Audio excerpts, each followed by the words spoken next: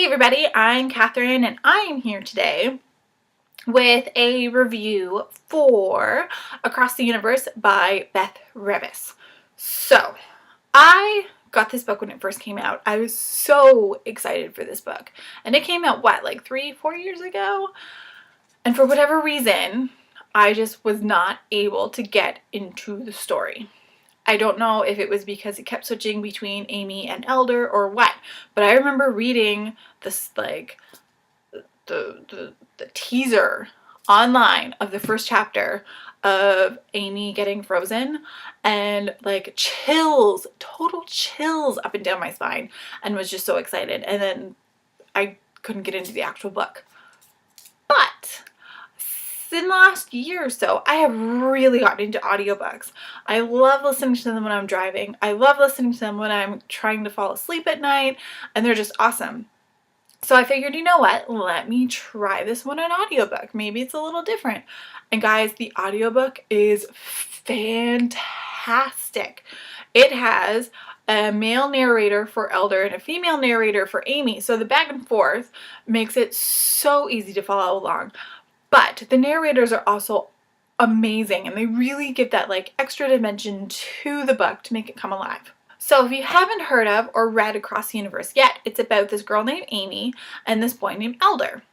And they are from two completely separate worlds, literally. So Amy is from Earth, and in the first chapter, she's getting frozen along with her parents because they are going to be put onto a spaceship to go and terraform a new planet in the next 300 years. And then you get Elder, and Elder is the next leader for the spaceship Godspeed, which is where Amy and her parents are frozen in transit. And Elder is learning how the ship works, but he's really just kept in the dark about a lot of stuff. And then through certain circumstances, he comes to find out about Amy and the fact that there are people frozen on the ship. And from there, it snowballs, and Amy gets unfrozen, and it's too early, and there's mystery and intrigue and a little bit of romance and just heartbreakingness, and it was awesome. Now, okay, the book was a little predictable. I kind of figured out what was going on from the introduction of one of the characters. I was like, oh damn, that is that person, and this is what's going on. But there was a lot of stuff that when I read it, or when I listened to it, really threw me for a loop. So I don't want to give a lot of it away because a lot of it just builds up for the intrigue. But yeah, totally worth it. So what I really liked about this, aside from the actual audiobookness of it, but story-wise, what I loved was the fact that through the introduction of Amy to Elder and vice versa, both of them are really rediscovering a lot about what they thought was true. So for Amy more so, it's learning about this completely new environment that she's really not used to. That paired with the fact that her parents aren't unfrozen because her being unfrozen was a mistake.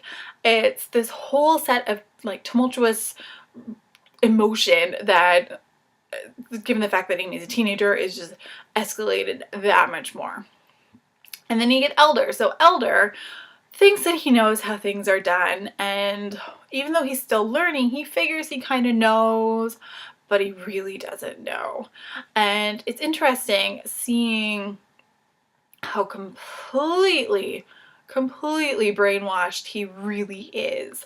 And I found the way that Revis was able to incorporate historical facts into this. Like, there was one part of the book that it mentioned Hitler.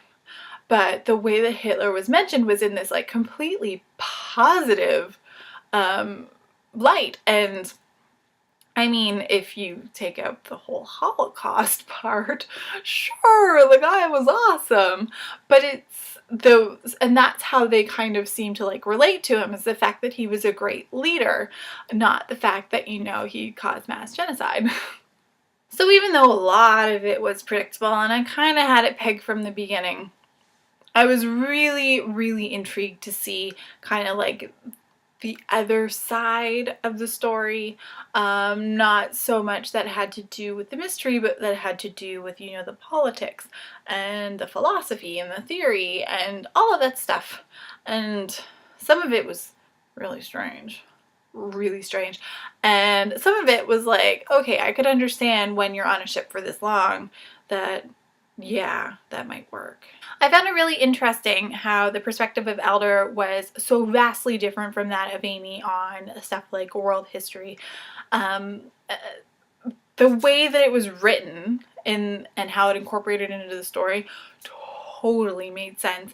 I mean, I can only imagine being on a spaceship for as long as they were.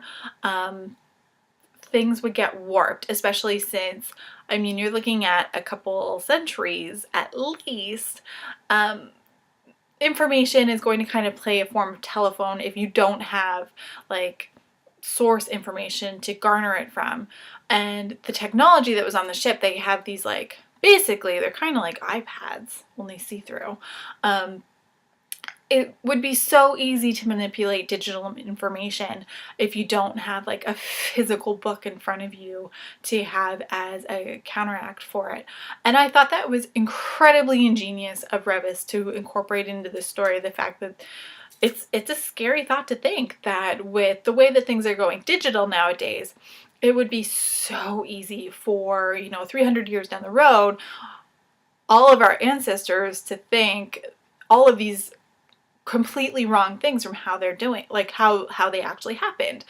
And then it gets you thinking too, I mean, compared to how things were 300 years ago from now, you know, how have things changed in the history books from how they actually were to how we, you know, believe them to be. I thought that whole psychological element was just genius. Completely genius. So the ending of this book is a little bit of a cliffhanger. I mean, I could totally understand if someone was happy with the way that it was done, that they kind of just leave it off at that. But I personally found that I really now want to read the second and final book in the trilogy. Although I might try doing it as an audiobook again because I'm afraid I might run into the same problem where I just can't physically get into the story by reading it. But the cliffhanger isn't so bad that you're left, you know, screaming and throwing your book, because that happens. On the bright side, of course, now all 3 books are out and you don't have to wait for the next one. You can just go out to your local library or bookstore and get it. Total plus side. All in all, I would say to definitely give this book a chance, whether it's in audiobook format, which I loved, or in the actual physical book format. Definitely give that a try as well.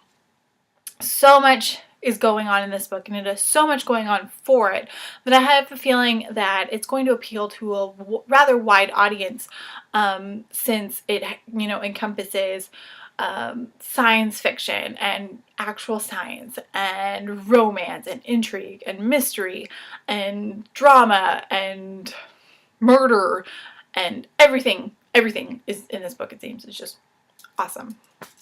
So I highly recommend it. Go out and try it for yourself. Let me know in the down comments if you have tried it, if you liked it, if you didn't like it, if you want to read it, if you don't want to read it. And yeah, I'll see you guys next time. Okay, bye.